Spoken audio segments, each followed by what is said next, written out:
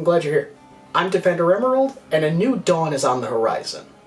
For the first time in almost a decade, a brand new iteration of the Ben 10 mythos is finally here.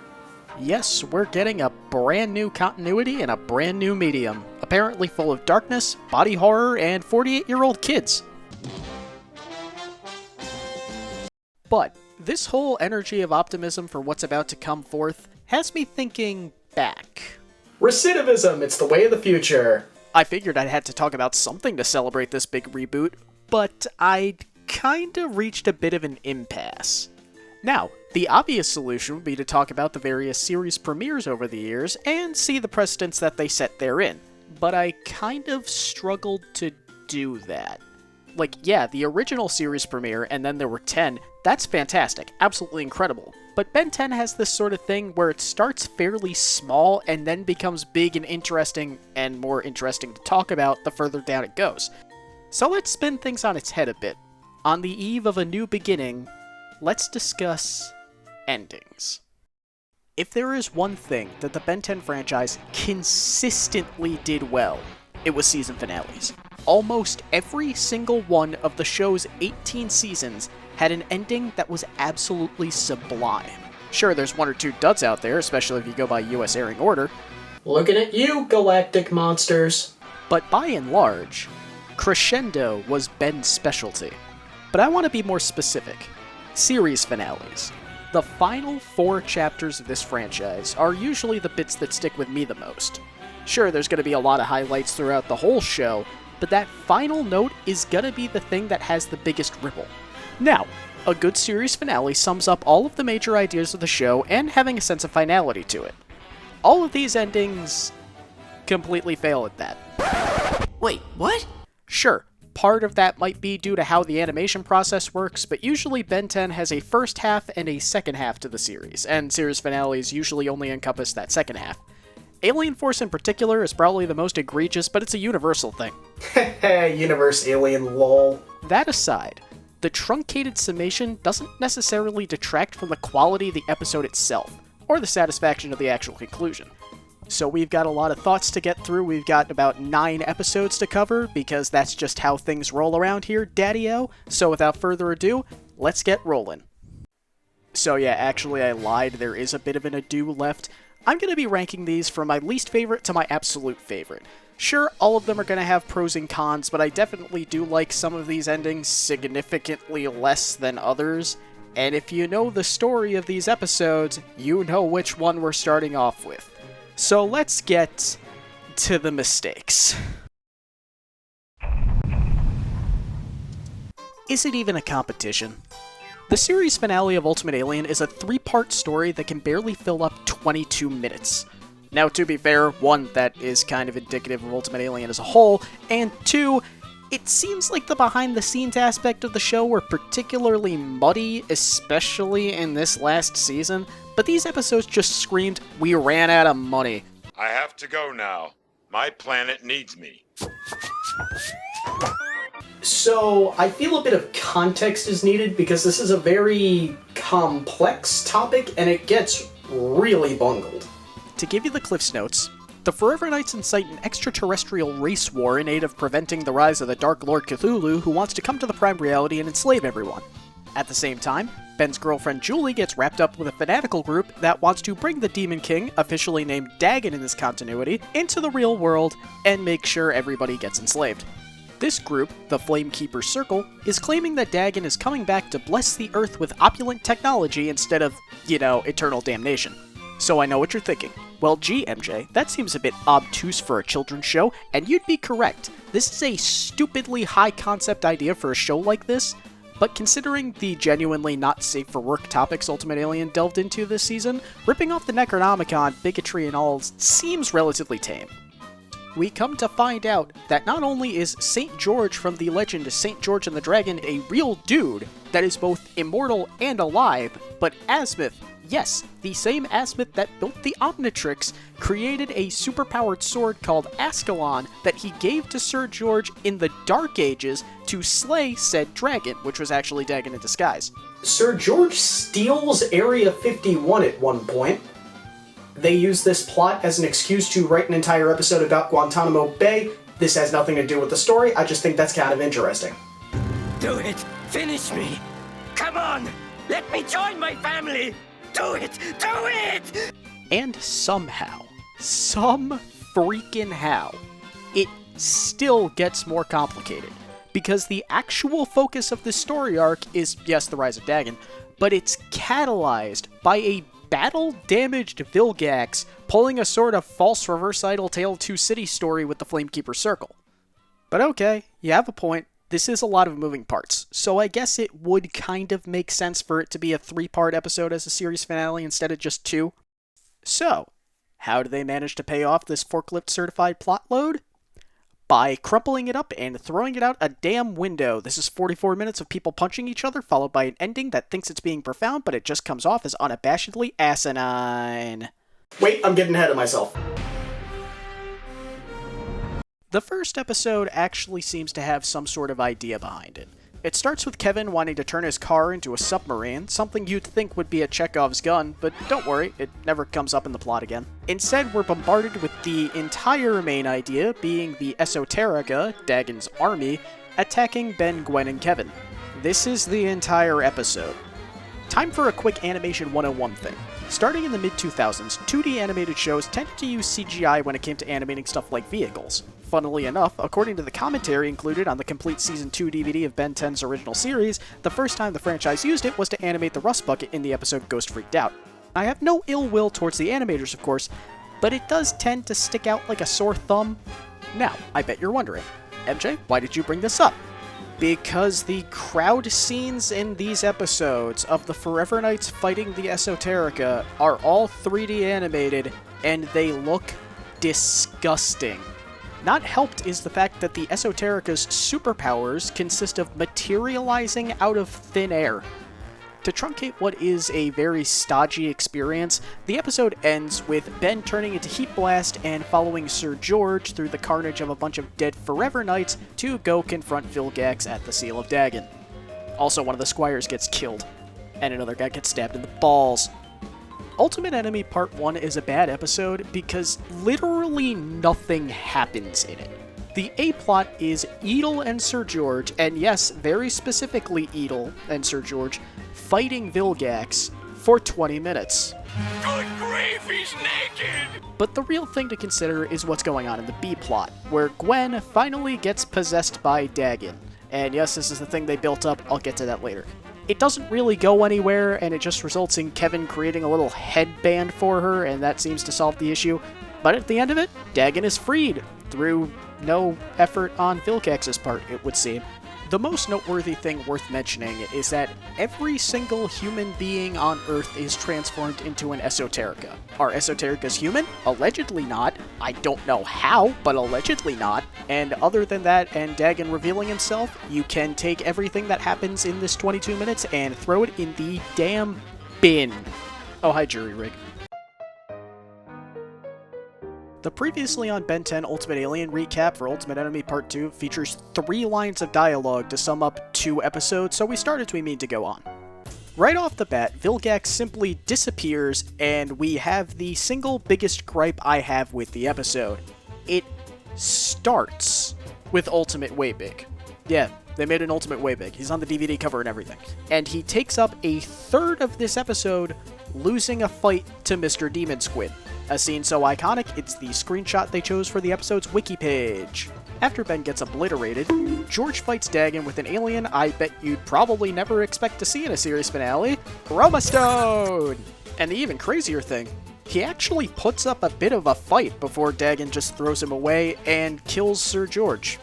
And then, moments later, Vilgax kills Dagon, draining him of his power feedback style before claiming it for himself, truly becoming the Great Cthulhu, Lord of the Fish People that they didn't have enough budget or foresight to create. What? Okay, let's do this. Yeah, beginning and the end is mediocre. Yeah, Ultimate Enemy Part 1 is a boring slog, but Ultimate Enemy Part 2... Oh god, Ultimate Enemy Part 2... Every single plot point, from Way Big's defeat onward, compounds upon itself to continually make the episode worse.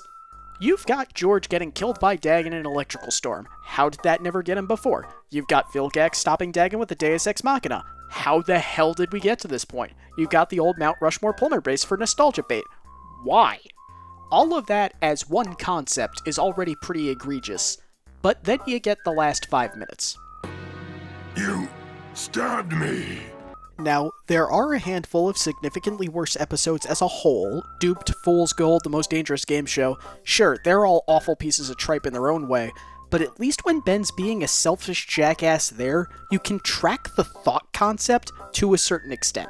This last chunk starts by disrespecting the Ben 10 franchise as a concept, and then committing an act of genuine character assassination. Vilgax breaks into the Mount Rushmore plumber base, knocks out Gwen and Kevin, and gives an admittedly pretty decent speech. Nothing compared to the original, but you can't really beat that. Then Ben, in response, states he's not going to use any aliens, and instead opts for using Ascalon to become a magical immortal knight for a few seconds, draining all of Dagon's power out of Vilgax. This entire battle takes less than 40 seconds. And if that were it, yeah, that'd really suck, but in a more disappointing than offensive way. No. The problem is what happens next. Ben, while preparing to undo Dagon's mind control on everyone, starts listening to Vilgax, who is acting like a little devil on his shoulder, saying that Ben has unlimited power and can use it to wipe out all evil. No. I'm willing to look past a lot of stupid things in this franchise. Bad writing, characters acting out of character, corporate-mandated character degradation. They all make sense to the loosest, furthest extent of imagination. Not this. Ben getting a swelled head from stopping the hybrid invasion is in character. Ben making impulsive decisions, which lead to him unintentionally pissing off Julie. I get it. Hell, even that one line in Omniverse that pisses me off so much. Aliens have old stuff? I thought aliens only had future stuff. All of that I can understand by the furthest extent of logic. Ben getting consumed by power to the point of contemplating destroying the free will of everyone on Earth? No. He would not do this. He would never do this. This is not something Benjamin Kirby Tennyson would ever consider. Actually, hell, let's peel a little further back, shall we? Why the hell is Ben even listening to Vilgax? He wouldn't do this either. They introduced an alien that can do anything at one point, and he didn't do this. He had master control of the Omnitrix multiple times, and he never did this. Even when Kevin was on a warpath and had to be taken down, Ben didn't go all out with unstoppable power. Plus, they already did a whole episode about his decency and selflessness like 15 episodes before this one, and it's one of the best of all time. This is a spit in the face to a character that has managed to persevere through some pretty damn shaky ground, and an absolute insult to what Ben Tennyson is all about. When I went into talking about these episodes, my main reason for hating this trilogy was because nothing happened in it. And yes, that's a completely true statement. This could have easily been condensed into one episode. But this last bit boils my damn blood and gives a thematic reason to my animosity. And you know the craziest thing about all of this? Allegedly, at one point during development, there was a talk going around that they were going to kill off a significant character at the end of the Ultimate Enemy. What do you mean, going to? 2 of them die. Now, from what little we do know about it, this is an idea that didn't really get far into the development stage, and I kind of understand. But it's damn fun to speculate on, and I don't want to end this on such a negative note. Now, the main culprit everybody thinks is Vilgax. You know, he gets back, he has these god powers, and then he finally gets slain for good. And you know what? That's perfectly fair. I think that could have worked pretty well if they decided to do that. Even though they did that immediately before this, but we'll get to that later on, ironically. No. I think it was Gwen. So, Ultimate Alien started doing a thing where they really started focusing on her towards the tail end of the season, and back at the beginning they had that whole thing where she gets mind-controlled by one of Dagon's pets that they pay off in Ultimate Enemy Part 1, and nothing comes of it. Totally slipped my mind, by the way, that we see her in her Anodite form in Part 1. I didn't remember that at all. Just not there.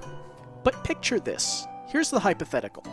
We knew at some point Gwen and Kevin weren't going to be involved when Omniverse kicked off. If you were gonna write them out, that's a way to do it. Kevin, becomes a broken man all over again because he lost the love of his life. And killing off Gwen, while honestly I think that is a bit of a misuse of the character, could have been done well if they wrote it properly. Although, considering what they did to Ben and what I've just been ranting about for the last 10 minutes, I don't think they would have done that, so I think they made the right call. Hypotheticals aside, Ultimate Enemy, as we got it, is terrible. No other way about it. You don't use any aliens in the third act of the series finale, you make jokes about goop all the livelong day, you have Vilgax walk out of a flaming wall just for the aura, as the kids say. It's just stupid. And then you get belligerently offensive right at the end of it for nobody's benefit, not even the writers. I don't even know why they did this. They never do something like this again. The only thing that saves this episode is Azimuth showing up at the end to give Ben the Omniverse Omnitrix. That's it. You could take everything else from these three, crumple them up, and toss them, just like I said. And you know what? That would be a 100% more positive result. Up yours, Ultimate Enemy. May you be tossed back to the dustbin of history where you belong.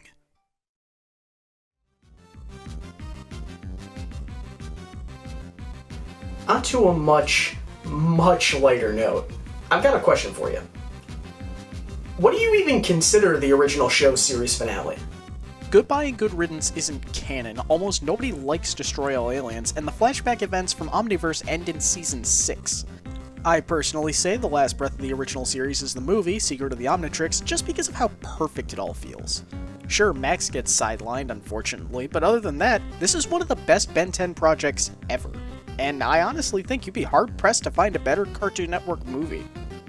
Unfortunately, for some reason, it's considered like episodes 4 through 7 of the original series' final season, which kinda doesn't make any sense, but I'll relent to logic this time. So that leaves only one real option. The last big two-parter of the original series, Ben 10 versus the -10. Yeah, for some utterly bewildering reason, despite the name of the antagonist group being the -10, that was not translated to the episode's title. The plot of these episodes focus around Driscoll, the Forever King, and also deposed former member of the Plumbers, discharged for doing truly dubious things. He's come up with a plan to bring together a bunch of Ben's old antagonists to help him steal something called the Sub-Energy, so he can conquer the world? They didn't really go into detail on this. Well, admittedly, it's not the biggest problem in the world. As we established last time, Forever Knight motivations can be a bit liquid. Also, bearing in mind that Ben 10 is first and foremost an action show with nice little story elements in it, we've got to view this less as a story and more so a great big punch-up between two groups.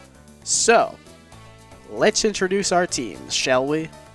In one corner, we have Max Tennyson, greatest plumber to ever live, Gwen Tennyson, amateur magician and the emotional heart of the team, and introducing newcomer Cooper Daniels, grandson of a plumber friend of Max's who has the power to manipulate technology. Luckily, not yet voiced by Chris Pratt, but is indeed voiced by Blossom from the Powerpuff Girls. Who'da thunk it? And last but not least, how could we forget the not yet emerald-clad Avenger, Benjamin Kirby Tennyson, the baddest kid to ever save the day. Armed with his not at all trusty superpowered wristwatch called the Omnitrix, which allows him to turn into all sorts of aliens to save the day. But you already knew that, didn't you? In the other corner, the -10, a dectet of renegades with a bone to pick with the Tennysons. Their leader, Forever King Driscoll, traitorous ex-plumber and master tactician. Second in command, his robot, the Red Knight, which isn't at its best here. Then we get to the Rogues Gallery. Dr. Aloysius J. Animo, Master of Mutation, the Circus Freaks, Frightwig, Thumbskull and Acid Breath, Heretical Hypnotist Sublimino, the Ruby Red Robot Replica Rojo, the Interspliced Insect Clancy, and the Mistress of Magic, Charmcaster. These powerful foes and massive personalities are all powered by one thing: vengeance. But first, let's talk about the one thing everybody brings up about this team. It's randomness. Now yes, the -10 power-wise is a bit on the low side, but you have to remember the status of a lot of the big bads at this point. Hex was turned into a baby, Ghost Freak is dead, Vilgax was being saved for the movie, and Kevin was being psychologically abused by Stanley Tucci in the Null Void. There were only so many villains you could have gone with, and, with that criteria, I'd say this is a pretty solid group. Sure, the Circus Freaks do take up a bit too much of the roster, but if you went with Zombozo instead, he'd be kinda stepping on Sublimino's toes, so I understand why they went that option. The other big question mark is Clancy, who feels like he had an episode between his debut and here that we just never saw. That being said, I still think this is significantly better than any other example of a villain team-up with a freaky bug guy in an episode that I've ever seen. Looking at you, 87 Ninja Turtles, at least this one appeared before. Petty gripes aside, I think the story is actually pretty solid. Sure, it's definitely lower stakes than Be Afraid of the Dark, but, Ghost Freak actually put his plan into action there. Driscoll, spoiler alert, doesn't get that far. Part 1 is just a fun fight against all 10 of the bad guys split into 2 different teams, and man, going from Ultimate Alien to this, and I'm sorry to harp on it, there's so much life in the animation, there's brightness everywhere, and it just feels so good to watch. The one low point I guess I have to give this one is that Ben and Gwen's arguing can get a little cringy at times. They're arguing with each other, trying to become friends with Cooper, who claims to have a movie ticket to a premiere that they both want to go to. But, I will say, cut them some slack. They are kids, they get better later, and we love these characters, and they love each other, and that's the most important thing, not like that. And one more little thing that really got to me, and I don't really know why, it's not even a complaint, it's just kind of a funny nitpick. At one point, Max uses the turbo boosters inside of the Rust Bucket to drive from Fort Knox to the Seattle Space Needle in a matter of hours. I don't know why, I just found that really, really funny. Also, one of the best parts about Part 1, Diamond Head. Yeah, no, totally forgot how in the original series, sure, he was easily the most useful alien, but they played him for laughs once in a while, and it was always good when they did. He's solid gold here, and I have no complaints of his usage. Rest in peace, Jim Ward. You were a legend of voice acting. Also, there's a frame right at the beginning of Part 2 where Ben's face is drawn ever so slightly differently, and straight up, this is Teen Ben. That look in the eyes, the way his eyebrows are, that's Lowenthal Tennyson. Made me pog at the camera when I actually saw that. Part 2 actually starts with the Rust Bucket being a nigh impenetrable force field until the Circus Freaks manage to break in, and then they just sit there and take an explosion like a damn Looney Tunes gag. It's incredible. After that, bada bing, bada boom, the Tennysons barricade themselves in Mount Rushmore's plumber base, and one thing I have to give to the Ultimate Enemy, there is a scene where Gwen uses the security system inspired by a scene in this episode where Gwen watches Max do the same thing. Very clever callback, might be the best thing about that episode. Anywho, the -10, of course, break in, and we find out that Cooper was brainwashed. This is a much smaller detail than I remember it being, sorted out within 10 seconds, moving on. Then, we get the big fight. Guy is here, not explained, nobody knows where he came from, let's just do it. Gwen gets a couple of pretty cool moments in this fight, and eventually the Tennysons get the -10 to turn on each other just long enough for Ben to get out to stop the Forever King from using the sub-energy to destroy the world. How does he do that? Vor! That's right, folks. Upchuck and his unstoppable stomach save the day. It really is a shame he doesn't get used too much. He's as disgustingly powerful as he is just generally disgusting. I mean, he blows off the heads of Mount Rushmore. That's gotta count for something, right? While -10 doesn't really carry the thematic weight of a series finale, the enemy fight and lineup certainly do. I wouldn't call this the best out of any of them, but if we pretend that Ultimate Aliens does not exist, well, it's the least fantastic, but it's by no means bad. If you're looking for something a little bit lower concept than anything else that these series finales offer, -10 is going to be your guy. Although, I would highly recommend just watching Secret of the Omnitrix. It's on a level all of its own.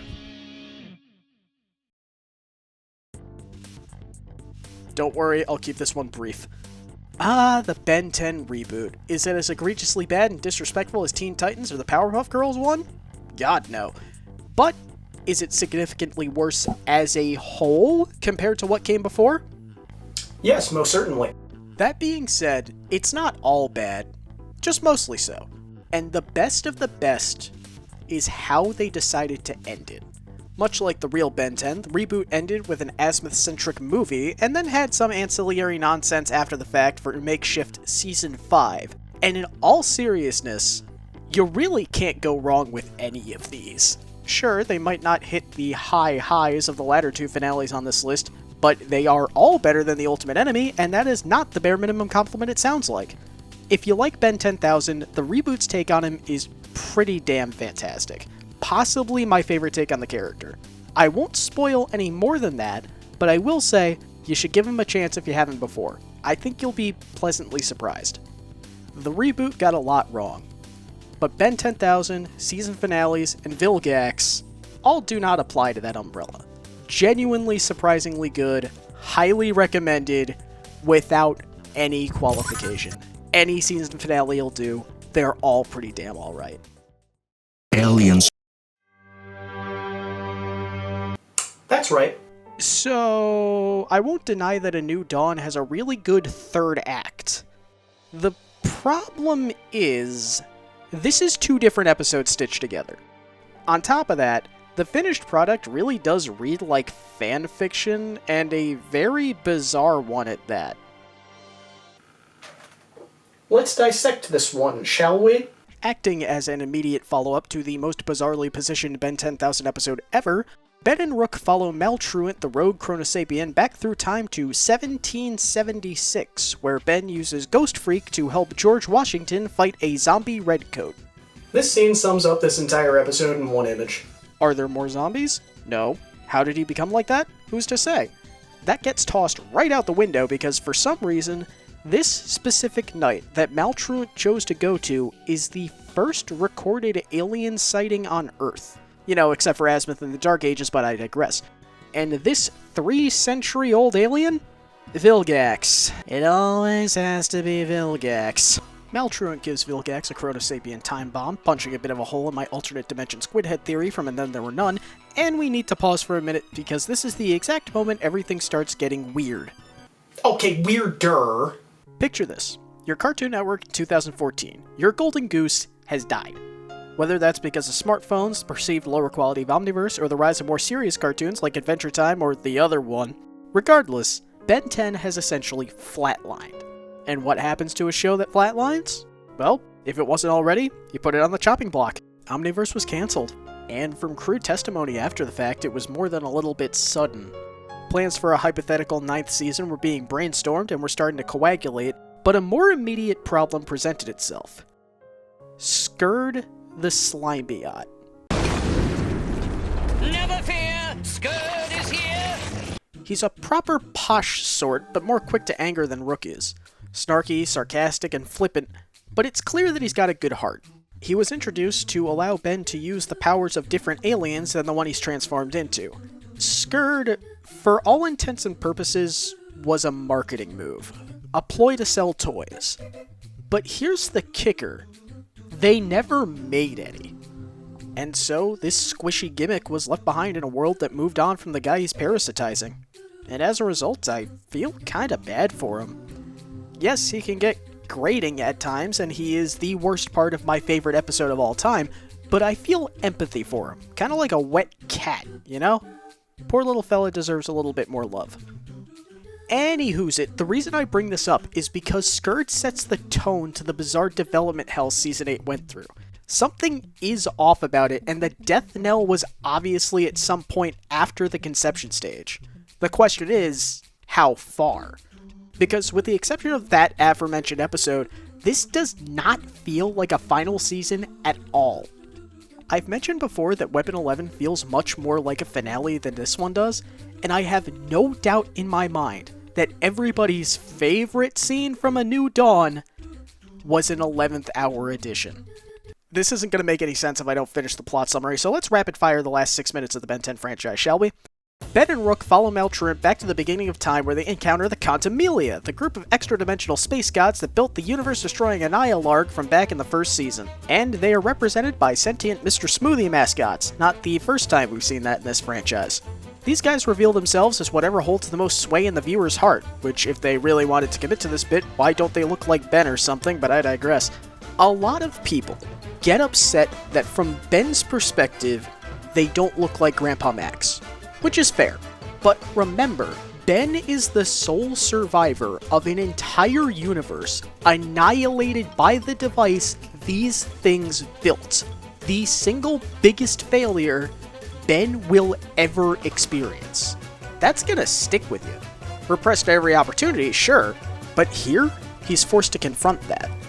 The thing that holds the most sway in his heart is everybody he couldn't save.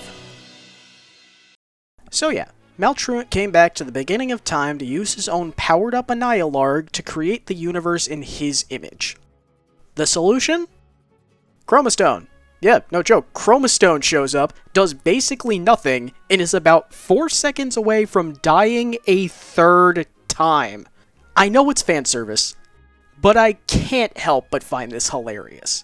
Getting around the no new aliens mandate by saying, actually, he appeared for 10 seconds in episode 4 so we can use him. And then they totally redesigned him and allegedly made Eric Bauza voice him. Now, as you all know, I have nothing but respect for Mr. Bauza's work, especially in this show. But I genuinely cannot tell if it's him or D. Bradley Baker. You slimy genius! Wasn't even sure I still had this one. And honestly, I don't know if he'd even remember if someone asked him. It's probably the most esoteric Schrodinger's cat in the world.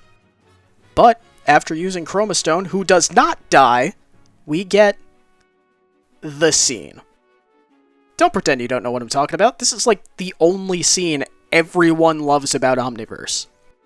Feedback floats up from the void of nothing, holding the Big Bang in his hands, cycles through all of his aliens, and just ices Maltruant.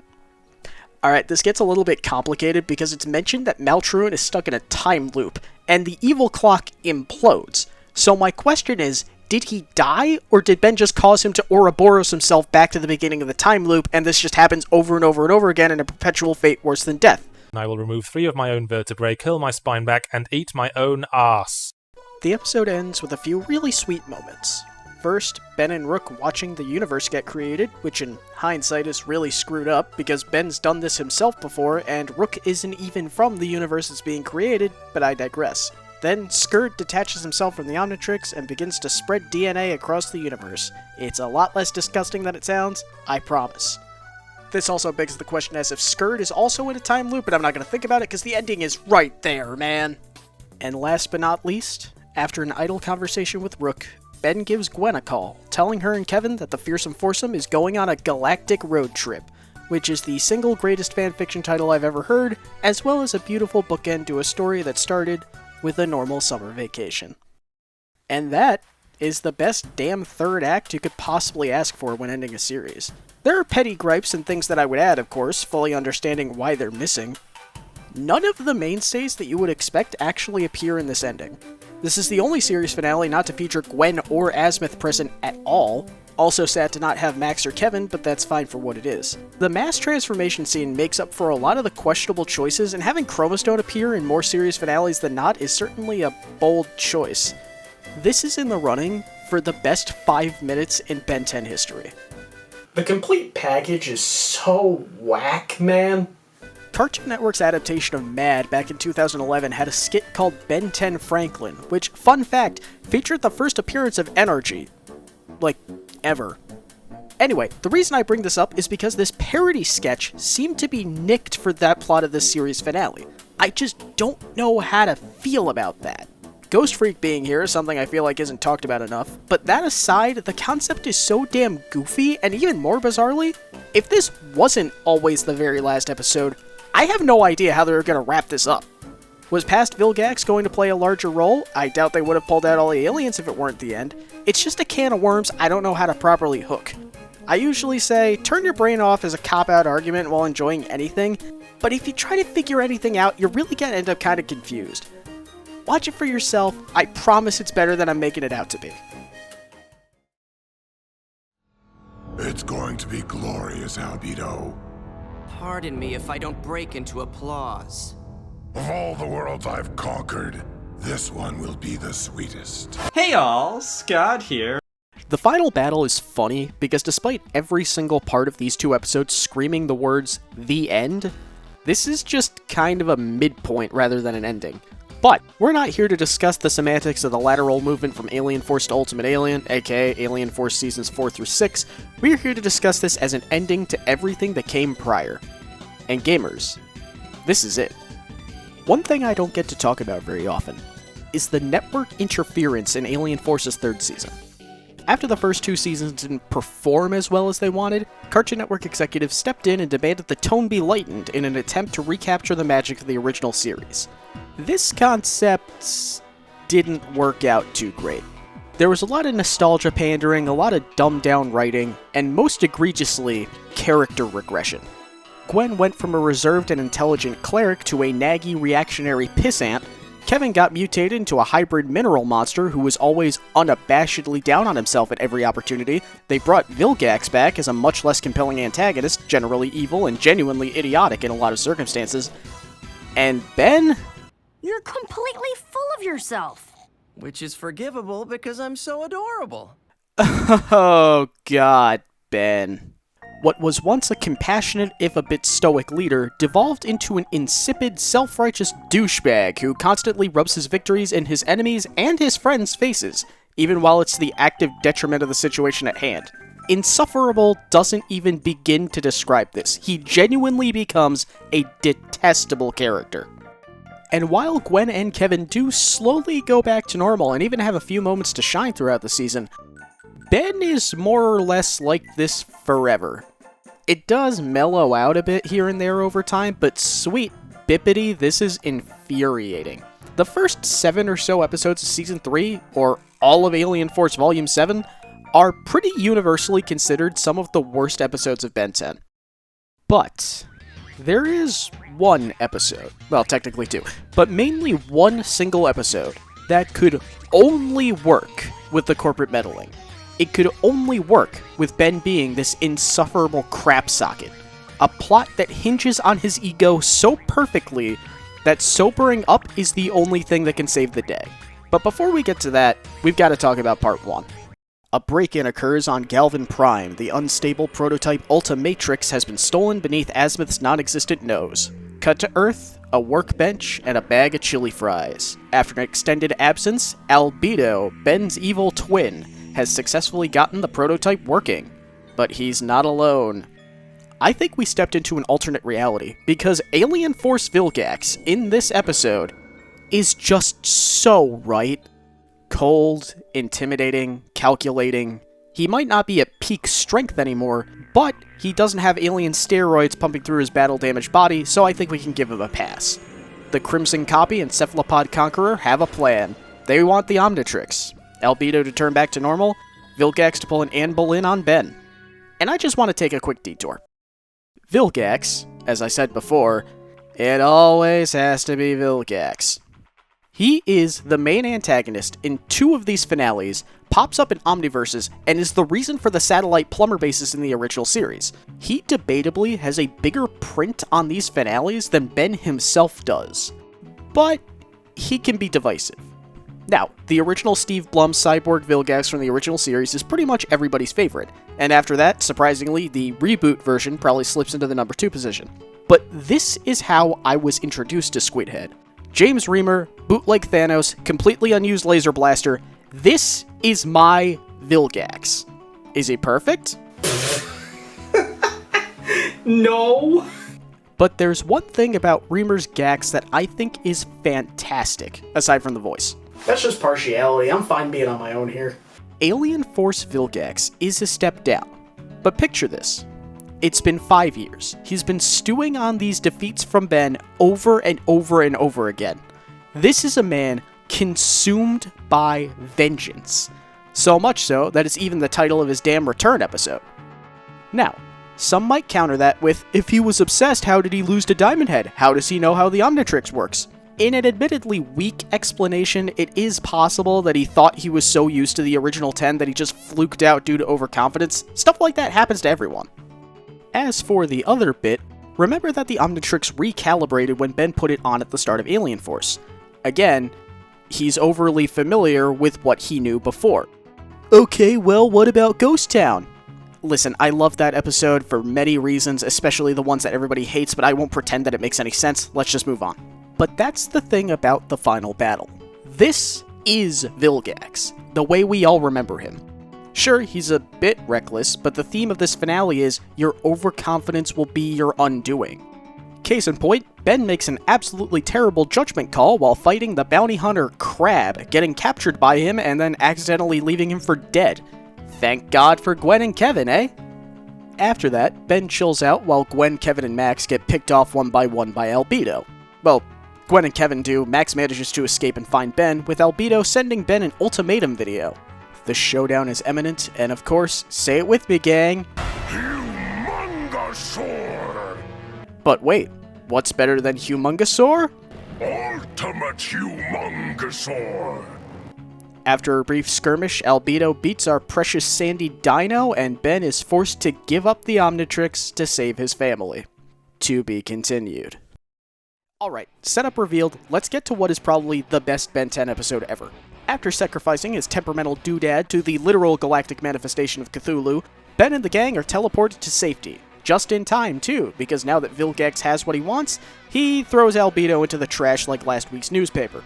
Old Squidface syncs up his ill-gotten Omnitrix to his army of robots called Bioids, designed to be canvases to transform with the watch. Of course he's had these at the ready. He'd been foaming at the mouth for this stupid thing for half a decade. Or 250 years, your choice. But while negative Ultimate Humongosaur can beat one Humongosaur in a fight, what about 2? What about 10? What about 72,964? This single image is a funnier Humongosaur moment than anything Omniverse would ever try, and this is played 100% seriously. While Albedo is getting his dick knocked off, Kevin and the Tennysons are regrouping, and the tension can be cut with a sword. The Omnitrix, the most powerful device in the universe, is gone. They have nothing. And of course, nobody is taking it harder than Ben, who runs out of the rust bucket and into the woods nearby, complete with a thunderstorm to set the mood. And thus, we enter a scene that gets me every time I watch it. Ben's wallowing in his own self-pity, his entire world has just crashed down on him. He's so broken that not even a pep talk from Gwen can help. He even throws out his favorite jacket, saying it belongs to a hero. And when Gwen leaves him alone, he finally breaks, screaming, begging to the universe for Asmith to help him. Please! Just so I can help Ben. This is one of Ben Tennyson's single greatest moments. After an entire season of him just being a raging egotist running around with this holier-than-thou attitude, it finally came back to bite him in a way that you can actually see him feel. This isn't normal lackadaisical Tennyson. He knows he's supremely messed up. It's so beautiful because of those damned studio mandates that messed up the show. And it certainly used those limitations to its advantages significantly better than the literal poop episode developed out of spite, I'll give it that. Luckily for the broken hero, Asmith does show up, giving him a few wise words that manage to knock him out of his stupor, and proving that in spite of his occasional psychotically bad decision-making, he is still very much loved. And more significantly than that, he plants the idea of how to stop Vilgax. Back on his own ship, the tentacled conqueror gloats to a captured Albedo about his plans of conquering the Earth. Also worth mentioning that this scene once again reinforces that sense that Vilgi has long since been consumed by vengeance. And then, in a bright magenta flash, enter The Tennyson family and their pet juvenile delinquent. Hey, did I neglect to mention that this episode is really damn funny when it's not pulling at your heartstrings? Ben's plan is simple. Threaten to blow up the Omnitrix if Vilgax doesn't give it back. Well, that's a ballsy move. But I mean, it's the Omnitrix. You can't blow it up, it's the trademark of the franchise. Yeah, that's a hell of a plot twist, eh? I will attest that the title kind of spoils that something big is gonna happen here, but if you get a friend to see this show and they haven't seen this episode, go into it absolutely blind and see what happens. Seeing Ben's big bad go boom with the very thing he always lusted over is as fitting as it is unexpected. But there's a problem. So, they address within the episode that the Omnitrix almost blew up in the original series and it would have taken half the universe with it. They hand-wave this away here by saying that the charge time is only 30 seconds. Okay, fair enough. Slight problem, this doesn't kill Vilgax. Now, to be fair, it is kind of debatable if that was the original intention. I think the only thing Ben was trying to do was to get the watch away from Vilgax. If they ended up dining on fried calamari that night, that'd be seen as killing two birds with one stone. But it is very far from all bad, because good old Kevin is finally turned back to normal, his mutation apparently locked to the Omnitrix for some reason. I know it caused it, but still. While Gwen and Kevin get snogging, Ben performs the same gambit with Albedo's Ultimatrix, motivated by desperation and a touch of sunk cost fallacy by my estimate. But yeah, Ultimate Alien incoming. Ben uses Swamp Fire, he and Kev fight Vilgax and his army before going Ultimate. And man, most of the Ultimates look so damn cool. Plus, I'm just a sucker for blue fire.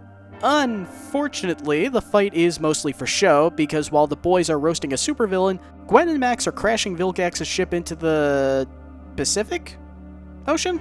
Look, here's the map I'm looking at. I think we're looking at Mexico, maybe a little bit of South America. I could be wrong, I don't know, please help. But with the ship going down, Vilgax dives into the rapidly increasing water, which Ultimate Swamp Fire can breathe in, making him have something else in common with Heat Blast. How does this keep happening? But Vilgax can do a whole lot more than just breathe underwater. He can turn into a diseased octopus. Be honest, if you saw this in real life, you'd throw up, wouldn't you?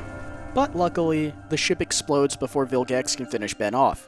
Gwen, Max, and Kevin escape, Ben turns into Jet Ray and flies away, Albedo and Vilgax are both presumed dead. The end! And that is my favorite series finale. It's pretty far from perfect, but for what it's trying to do, I really don't know how to improve things. It feels a bit short, but considering what happens with Ultimate Alien, I'd much rather be left wanting more than to have things overstay their welcome. Humbling Ben was such a brilliant move. Blowing up the Omnitrix is a hell of a way to transition to the next series, and it's just damn good. And it does leave you excited for what comes next.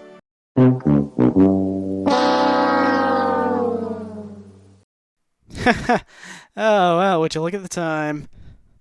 In the interest of objectivity, I feel I must reveal the following. The Final Battle Part 2 was written by the same person who wrote The Ultimate Enemy Part 2. Yes, the late, great Dwayne McDuffie penned both of these scripts. Talk about a chasm of quality, right? The man is usually pretty darn fantastic as a writer. Just pretend Ultimate Enemy doesn't exist and you'll discover how often this guy wrote incredible episodes. Rest in peace, Mr. McDuffie, and truly thank you for writing one of my favorite episodes of all time. And that's it. That's 4, technically 8 episodes that all span the spectrum from belligerently offensive to genuinely beautiful. And for a show that was made to sell toys to kids about aliens, that's no easy feat.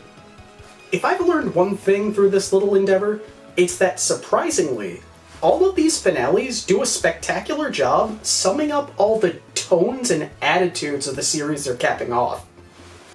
The original is action-packed and focused more on style over substance. Alien Force is a study of Ben at his lowest and features a few bombastic set pieces.